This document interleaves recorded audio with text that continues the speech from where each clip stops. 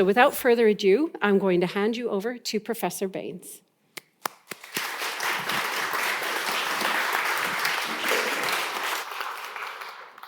Thank you very much.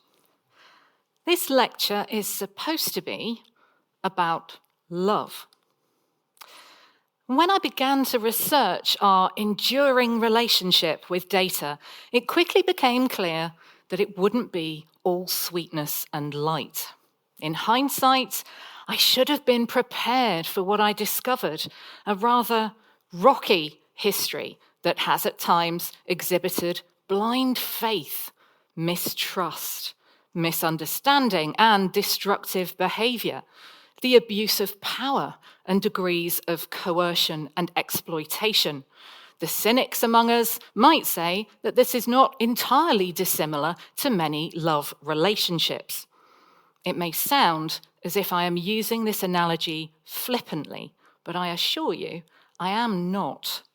Like any close relationship, it can be hard to define, and it can quickly get messy and complicated. And the story of our love affair with data is one that challenges some of our current preconceptions informed by digital technology. That data is permanent, persistent, static, raw, cold, and hard, and perhaps most of all, that it simply describes.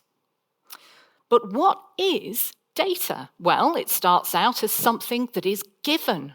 The word datum is the past participle of the Latin dare. It means to give. So as a noun, it means a given thing, a gift. In later scientific thought, it takes on a secondary meaning of a given, as in an accepted piece of information, premise, or principle. And this idea of data as a gift can be a helpful lens through which to view its supply, use, and interpretation across different time periods and diverse geographical contexts. I keep saying data is, but should it be data are? Datum is a neuter noun, so data is its plural form, which means given things. And that's why you will still hear some people, particularly classicists like me, pluralizing sentences. The data are, the data show, etc. But increasingly, the dominant usage is to treat data as a singular. So what's technically correct in a language often gives way to what is more natural. If it's any consolation, people were already arguing about this in the 18th century. John Wesley and the linguist John Elphinstone were among those debating whether datum or data was the more correct, or at least the less heinous form of words. We are frequently told that data is the new oil, and I object to that for several reasons, but not least because we've been exploiting it for much, much longer than oil. It first appears in English through translation from Greek into Latin of Euclid's work on geometry, the De Domina. And when in 1661, John Leake and George Searle published the first English translation of what was by then known as the Data, they retained the Latin title rather than calling it Givens or something similar. And if we're looking for a specific tipping point in the use of data in the Western European tradition, the mid-17th century seems to be quite a good candidate. Whether one categorizes this period as the tail end of the scientific revolution or the early stirrings of the Age of Enlightenment, we certainly see increased interest in accumulating data for scientific inquiry and analysis. So the first appearance of the word in an original English language work is in the writings of the Scottish aristocrat Sir Thomas Urquhart. His 1645 treatise, the Trisotetras, is, I am told, a reasonably sound discourse on trigonometry. But to say that his writing style is eccentric would be something of an understatement. In the extensive glossary to the work, he defines data as parts of a triangle.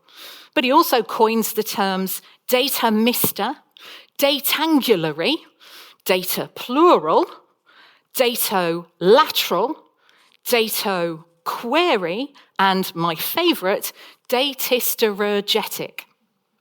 Confused? Don't worry, so was everyone else. This terminology did not catch on with his fellow mathematicians, and his use of the double plural datas is, for me, the linguistic equivalent of someone dragging their fingernails down a blackboard. So one can only imagine how horrified his contemporaries were. He's now considered something of a mathematical and linguistic maverick. Urquhart also invented the world's first universal language, anticipating Esperanto by some 200 years. And in characteristically florid, classicizing style, he called this the logopandeiktesian, which is the ancient Greek, as you all know, for the all-showing speech. To this day, no one is entirely sure whether it was a serious proposal or a spoof work of literature. Urquhart is said to have died in a fit of laughter. I can't help feeling that the joke might have been on us. A rather more accessible work was published by one of his contemporaries. John Graunt is now recognised as one of the founders of demography and epidemiology. His 1662 work, Natural and Political Observations Made upon the Bills of Mortality, is a comparative analysis of weekly data on the numbers and causes of deaths recorded by London parishes. By a twist of fate, it is now the only surviving source for some of this data, because the Great Fire of 1666 saw to it that many parish records were destroyed. Graunt's analysis is a striking example of how data can be turned into usable information or intelligence. It showed, for instance, that 36 out of every 100 children died in infancy, and it identified temporal peaks in deaths from preventable diseases. It's also an early example of what I used to do for a job, crime analysis. And if we look at the data for the number of people recorded as victims of murder, I can't help but wondering, what the heck happened in 1659 when there were 10 times as many murders as the year before? This work earned Graunt election to the Royal Society, but not, I'm afraid, to a spot on this mammoth visual hall of fame produced by the philosopher and theologian Joseph Priestley.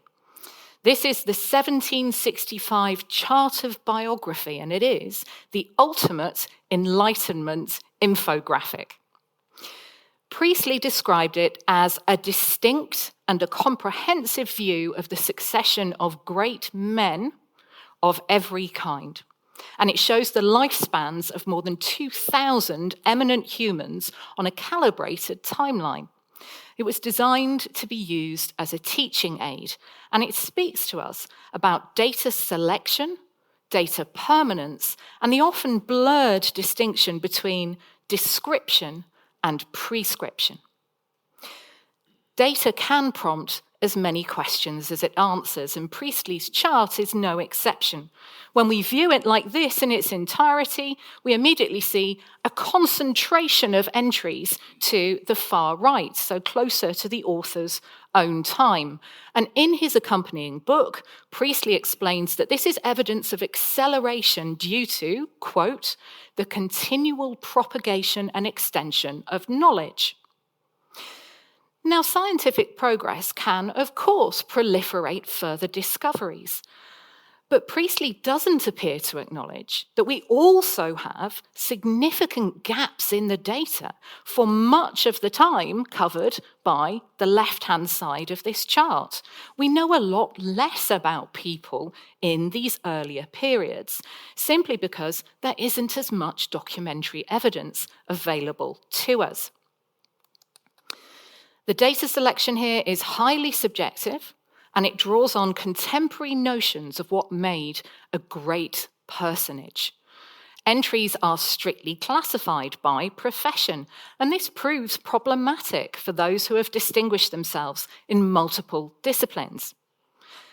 Isaac Newton is situated among the mathematicians, etc., physicians, as are Gresham professors Robert Hooke and friend of Gresham, John Wilkins. But Gresham colleague Christopher Wren is categorised along with the likes of Hogarth as an artist, even though he was Professor of Astronomy here at the college. And as those of you who are in the hall will see if you look to the wall on your right, Robert Hooke was a polymath. His and Wren's treatment here shows how even in the pre-digital era, complex humans could be reduced to just one dimension in data. This presentation is prescriptive. It shows us who to value and how to remember them. It tells us who counts in both senses, the people selecting the data and the people worthy of commemoration. Given their lack of access to education, exclusion from office holding, and from careers in fields identified as distinguished, coupled with comparative obscurity in written records, we should be entirely unsurprised that there are only 25 women on this chart, fewer than 1% of those listed. And curiously, most of these are classified as statesmen and warriors. I like this. Among those are the female English monarchs, the wives of the Roman emperors, Cleopatra, Boadicea here, Boudica, and a rare entry in another category, the ancient Greek poet Sappho. Priestley's chart also contains data that we would now consider to be incongruous. The life of the legendary craftsman Daedalus is plotted in the 11th century BCE, even though there is no historical evidence for his existence. There are two vertical dashes on the timeline at 1483 and 1635, and these denote the lifespan of Old Tom Parr, reported to have reached the grand old age of 152. Data also appears to have been altered, and in particular, the insertion of poet and physician Mark Akenside, whose death was recorded 5 years later in 1770, and whose name does not appear in the text index. So anomalies in data can give us intriguing insights into how analysis and visualizations are produced. What you see here is the extraordinary Poitinger table, and don't worry, I am going to zoom in. It's nearly 7 meters long, and it takes the form of an itinerarium, an ancient map of public routes on which all roads, quite literally, lead to Rome. The surviving copy has been identified as dating from the 13th century. But researchers have made a very strong case that it takes much of its content from a map commissioned in the 1st century BCE and put on display in the centre of Rome. The information on the Arab world reflects its status under Roman rule, and Pompeii and Herculaneum are still on the map, even though they were obliterated by the eruption of Vesuvius in 79 CE. At the same time, it shows the city of Constantinople, which wasn't founded until 328, and this suggests that some changes in the landscape triggered amendments and additions, perhaps those deemed of sufficient significance to the rulers of Western Europe in a subsequent period. So not unlike the real-time updates we now see on digital maps, this was a living document that bears witness to the changeability of data. It's also testament to how and why data can be lost. The far western portion of the map, containing the British Isles, Iberia, and Mauritania, does not survive. The parchment has been cut at a point that allows us to view the old Roman capital, Colchester, Camulodunum, but not London. And it's been suggested that this was done so that the reverse could be reused.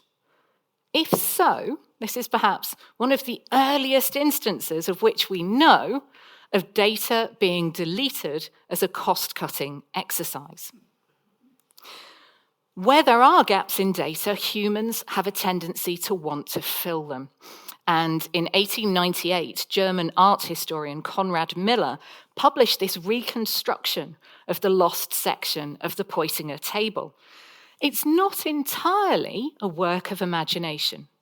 Miller took the data points from historical sources, and he's clearly made an effort to include features that would have had mythical associations in the time of the original drafting, among them the Pillars of Hercules and the mythical island of Thule.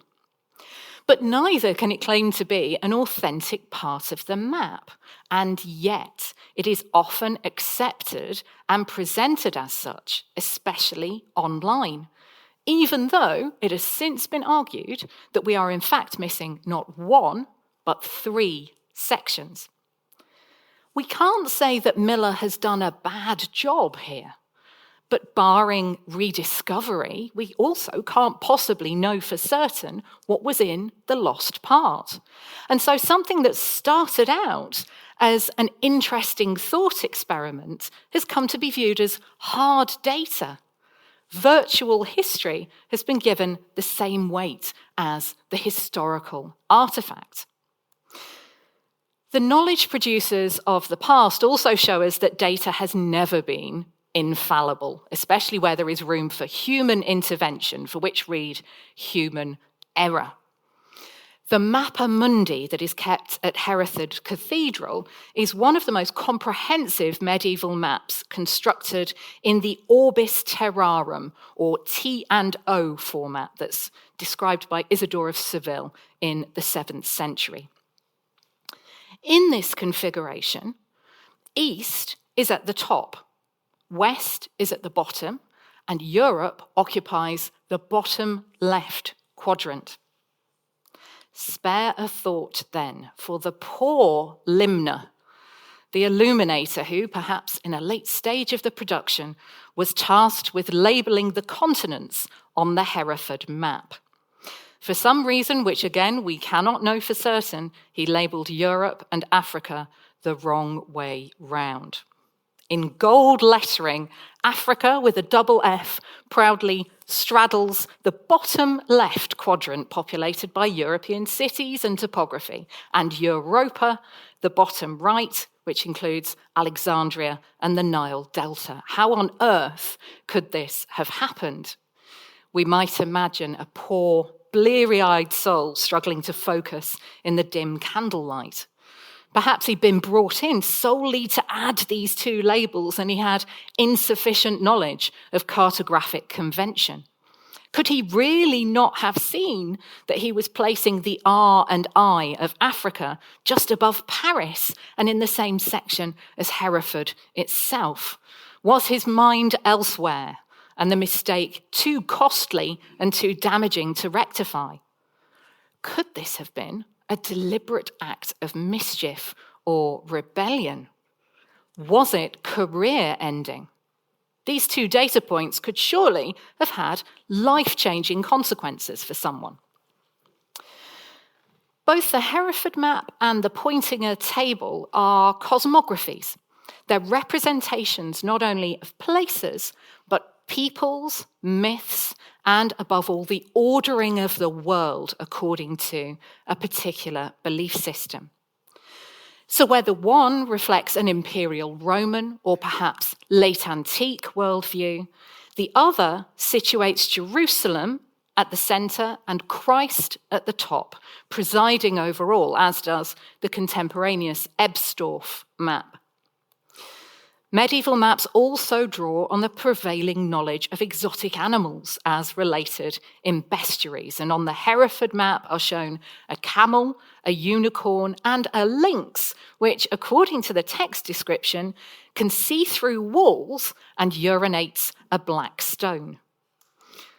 Differences between peoples are also displayed, with figures reminiscent of characters in the travel narratives, such as the travels of Sir John Mandeville, which we encountered in my previous lecture, Who's Afraid of Robots? So we see blemmies with heads in their chests, sciapods with one giant foot each, and the dog-headed kynocephaly. They're literally outlandish. So both here and on the Ebstorf map, strange peoples inhabit the furthest reaches of the world at the time, at least from this point of view: Africa, India, and the Arctic Circle. What's notably absent are lines denoting borders between territories. Rulers, of course, exercised jurisdiction over their subjects and control over their lands, but it wasn't until the 17th century that lines were clearly drawn. In my very first Gresham lecture, all those years ago, Who Owns the Internet?, we explored how states apply to cyberspace a concept of national sovereignty that harks back to the Peace of Westphalia in 1648. This ended the 30 years and the 80 years wars between Catholic and Protestant powers in mainland Europe, and it's viewed by international relations experts as a defining moment in Western politics.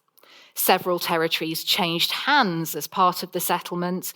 The Netherlands and the Swiss Confederation were formally confirmed as states, and it marked the end of the Holy Roman Empire's ability to interfere in states' affairs. Maps were now required to enforce sovereignty and jurisdiction. And just 3 years after the Peace of Westphalia was concluded, this map delineated countries with brightly coloured borders.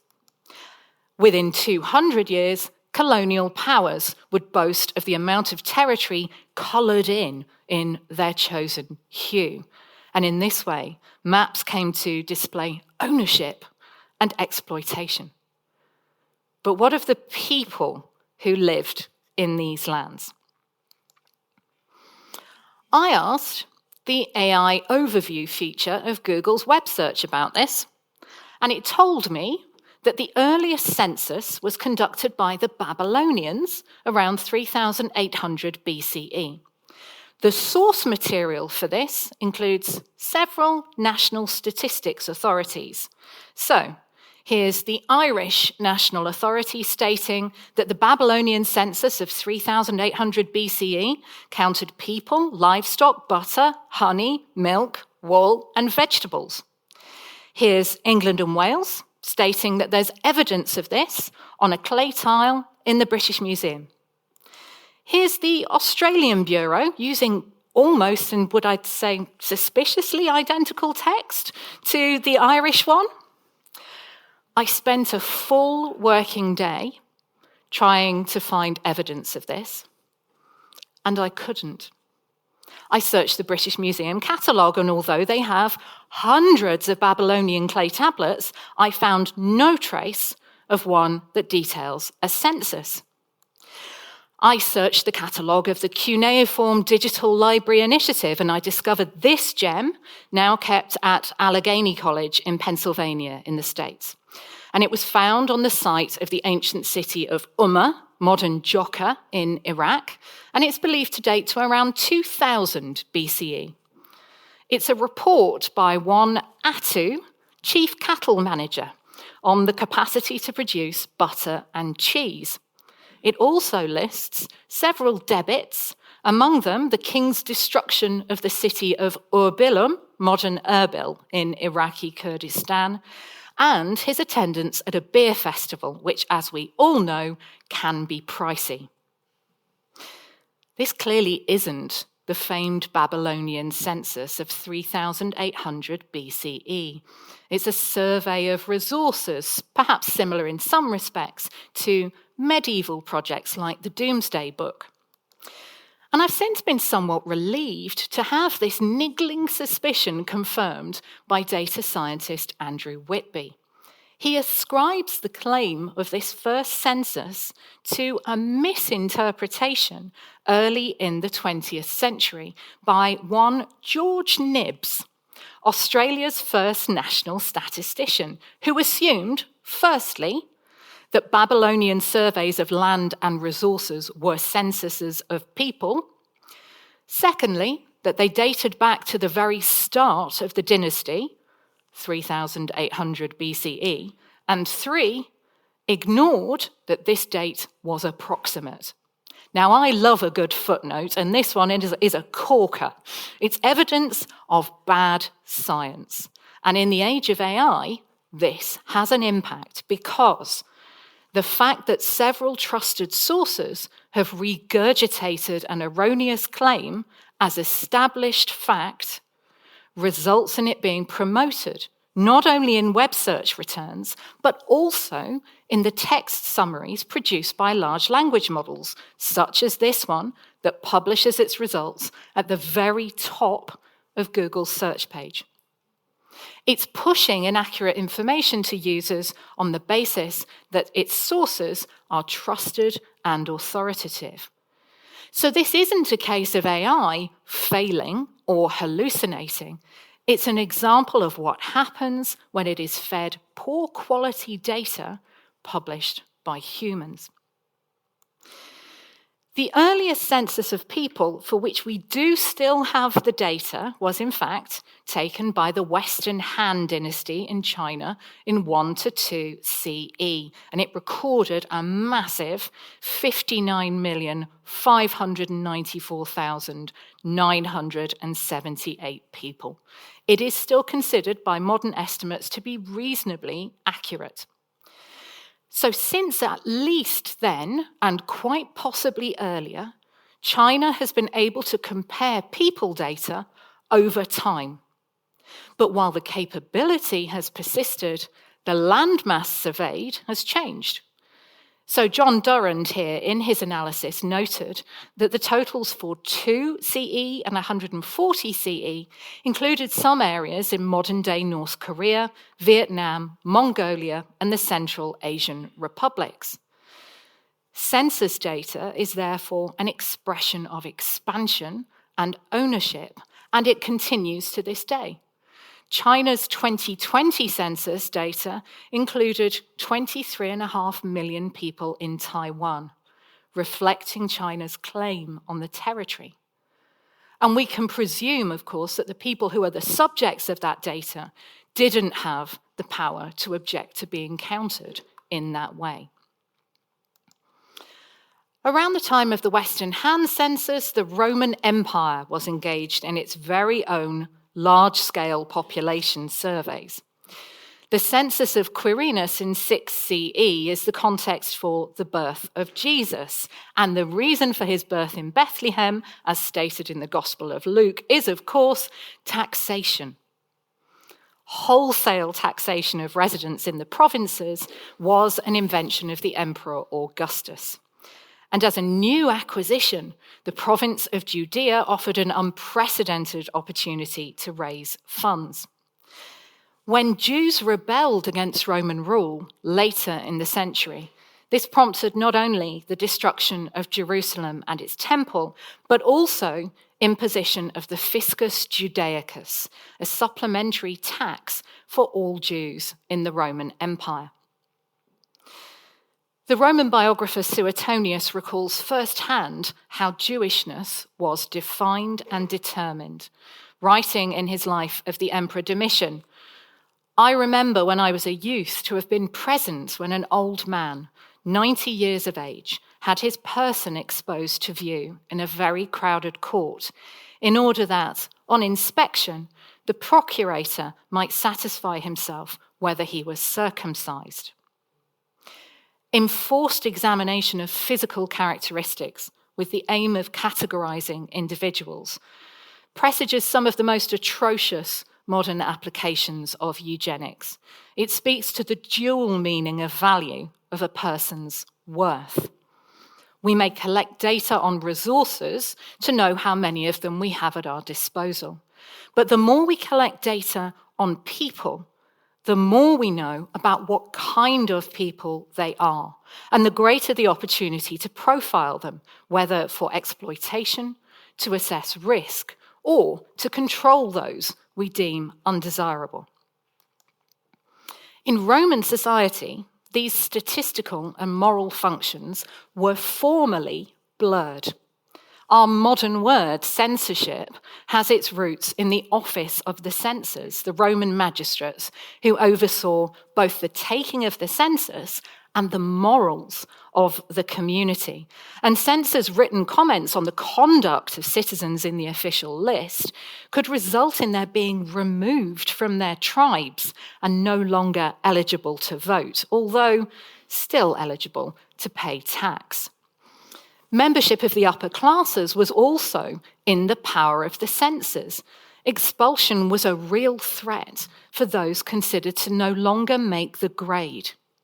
And this kind of data collection takes us far away from the notion of it being volunteered or freely given. Indeed, it's tempting to support the suggestion of digital humanities scholar Joanna Drucker that data be renamed capta, things taken. Data collection against the will or without the knowledge of the subject is therefore not solely the preserve of the digital age. But what changes with the introduction of digital technology are the speed and the scale at which data can be collected and analysed, the sheer number of opportunities for people to volunteer information about themselves, and the increased use of algorithms to classify and make predictions about them. Just as data can be created without our explicit consent, so too can it be removed. The ruling class in ancient Rome was preoccupied, they were obsessed actually, with legacy and posterity. And one of the best known examples of this is the Emperor Augustus's account of his own achievements, which he inscribed in full on stone monuments around the empire. Among the penalties for those judged to be enemies of the state was condemnation of their memory, damnatio memoriae. And this typically included destroying their images, erasing their name from public records and from inscriptions. And Suetonius, our biographer, details how images of the bad Emperor Domitian were dashed to pieces upon the floor of the Senate House, how his titles were obliterated, erudendos, and all memory of him abolished, abolendam. And indeed, numerous stone artifacts survive in which his name, his image, and indeed the entire text of the inscription has been chiseled out by hand. And ironically, this can now have the effect of helping us to identify him and of keeping his memory alive. Data can also persist by accident.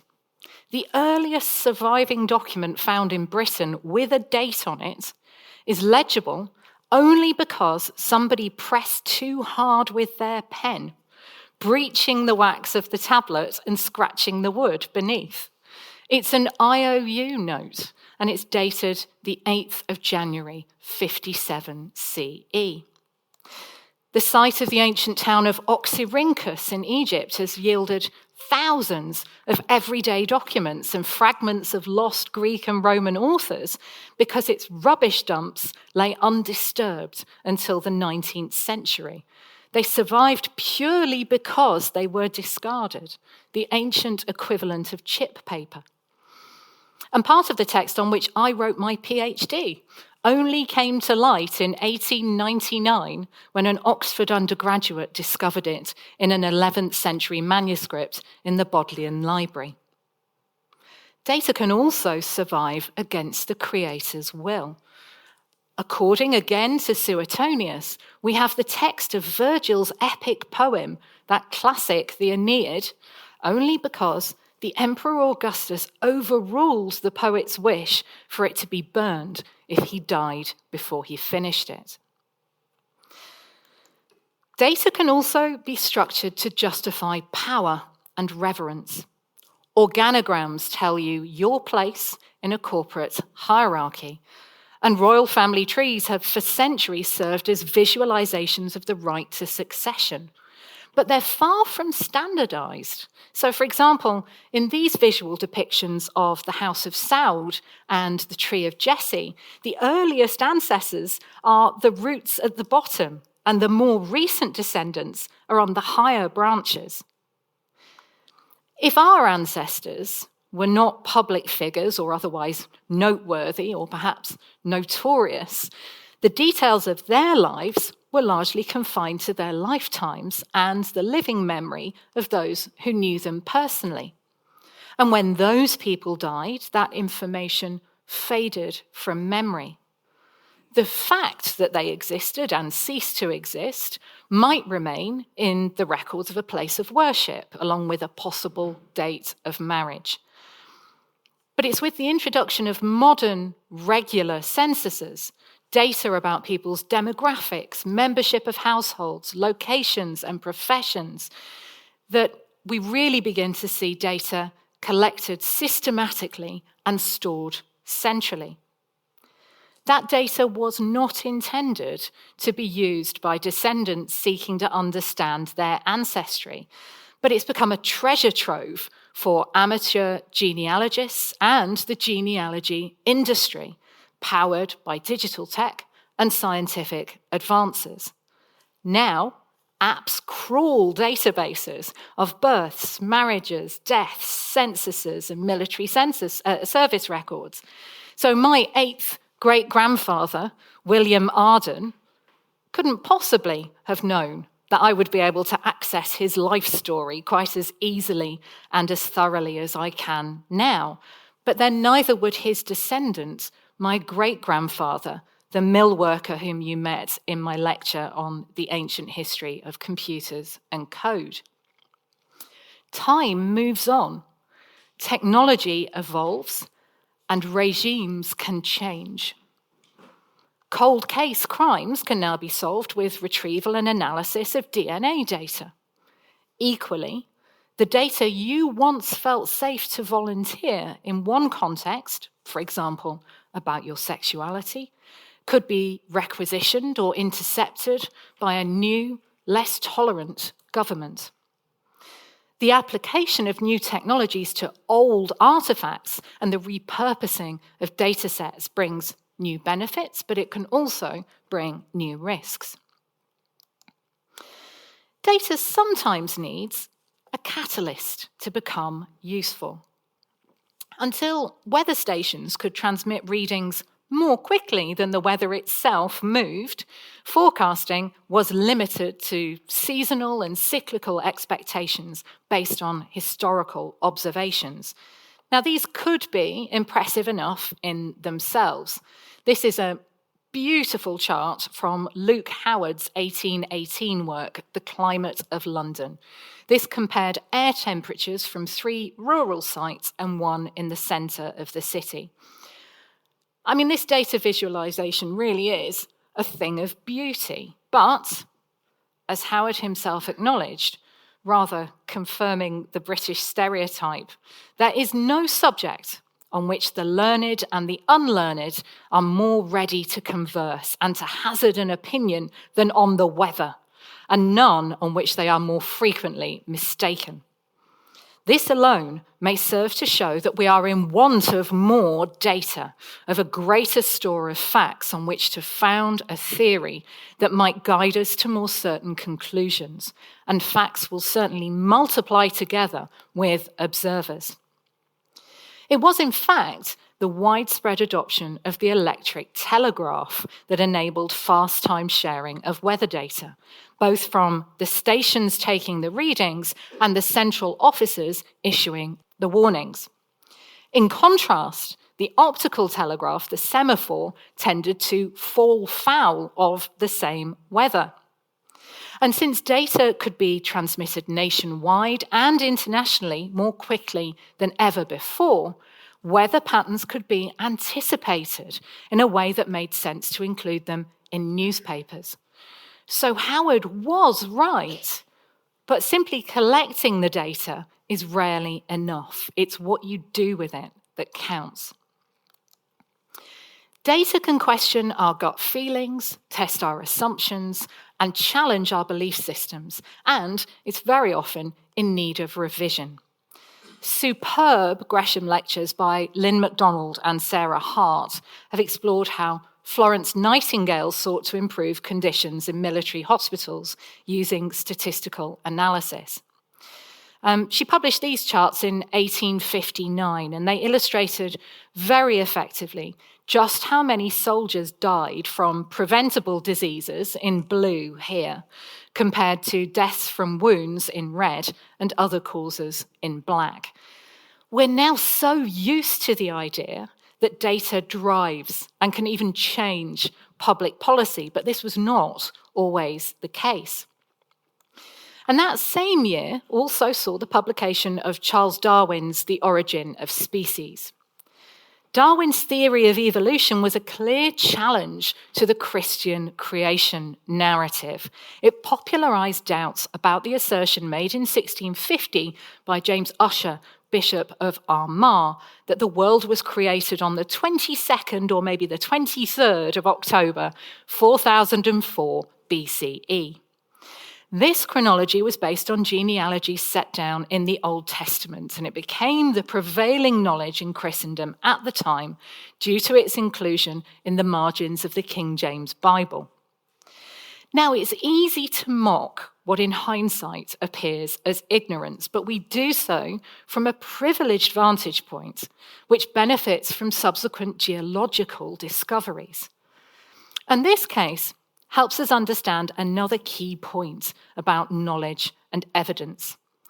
Major religions claim different dates for the creation of the earth, and some of them are closer than others to what we now know from radiometric dating. Using different data sets can result in different answers to the same question.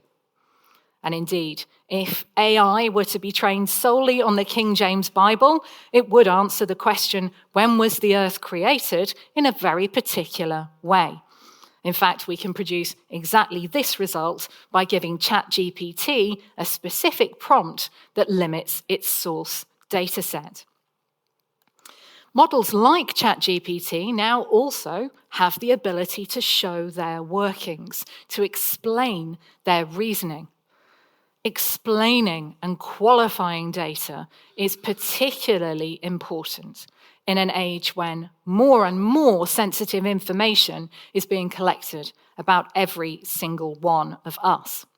One might say that our love affair is only getting more intense. We are humans in data more than ever before. Every aspect of our lives is liable to datafication. This is an email I received just last week from an app I use. It gives me the opportunity to opt out of marketing for Mother's Day. If I choose to opt out, this creates an additional data point that I am potentially someone for whom, quote, Mother's Day may be a tough time. I become part of a new group in the data from which further assumptions can be extrapolated. So we need to be able to have a say on what data is collected, what data is kept, and what is consigned to oblivion. But at the same time, we need to have the ability to resist our reduction to data points and to remind data processors and each other that we are so much more. As we embark on what is promising to be a new era of AI, it's more important than ever that we are all data literate, that we know what we are getting ourselves into. And when data can be skewed, as in the examples we've just seen, fact-checking by independent organizations and peer-reviewed knowledge sources like Wikipedia could never be more important, really, than they are now. It would appear, then, that data has long been taken as well as given, that it's always been changeable, that its survival is not guaranteed, and that it is open to interpretation, but also to reuse. That while it may not be the new oil, as is frequently touted, it does both power progress and is an instrument of power. It can be descriptive, prescriptive, and proscriptive all at once. As a researcher, I've collected both qualitative and quantitative data, and I know full well that it doesn't exist independently out there as an unassailable absolute truth. It's selected and interpreted by humans, or at least tools built and programmed by humans, and it's very often presented by humans as evidence. That's not to say that data is inherently untrustworthy, nor that we should suspect everyone who uses it. As with all information presented to us, it's up to us to use our critical thinking, to question and stress test it, to understand why it's been collected, interpreted, and presented in a certain way. And it's up to those who present it to qualify it with that all-important contextual information, just as map makers provide a legend to explain cartographic symbols, and Florence Nightingale included a text rubric on the different colours in her diagram. Our current concerns about data quality, representation, and algorithmic justice, fair outcomes from analysis of the data about us, are understandable, legitimate, and they find precedence in our data heritage. The lack of female representation in Joseph Priestley's chart of biography, Luke Howard's demand for more data in the interest of greater accuracy, and the historic profiling of people according to their attributes foreshadow some of the dilemmas we now face regarding artificial intelligence. Digital tools' documented inability to recognize darker-skinned faces has, to some extent, been explained by their insufficient representation in training data sets. In other contexts, researchers have warned that where AI training data does not include specific markers for characteristics such as ethnicity, this invisibility could exacerbate health inequalities through systemic bias. The logical solution is to collect more data on individuals in order to better represent them. But as we've seen, this can result in more intrusive profiling, with further potential for discrimination. We have, I'm afraid, plenty of warnings from history. Numbers may help us grasp the enormity of an atrocity or a disaster, but they may also frustrate our attempts to appreciate humans as individuals. This is the main hall of the Monument to the Children at Yad Vashem, the memorial to the victims of the Holocaust just outside Jerusalem. I went there on a school trip as a 16-year-old, and this room in particular made a lasting impression on me. It's an octagonal hall of mirrors. It's lit by a single memorial candle that is multiplied into infinity in all directions by reflective glass panels that line the walls, the floors, and the ceiling. The visitor walks through the space, literally physically surrounded by millions of memorial lights, each representing one of the 1.5 million children extinguished. 1.5 million is a data point that by itself can't convey the human tragedy of each of those losses. It can only convey the scale of them. And to similar effect, at least on me when I visited, The Kigali Genocide Memorial in Rwanda commemorates an estimated 800,000 dead with printed photos from life of those that have been identified so far. So memory can restore humanity to the humans in data. As soon as we start enumerating humans, we must ask ourselves, who counts? Who is doing the counting and who has value? The answer to the former will tell us why we are being counted, and the answer to the latter must surely be everyone. Thank you very much.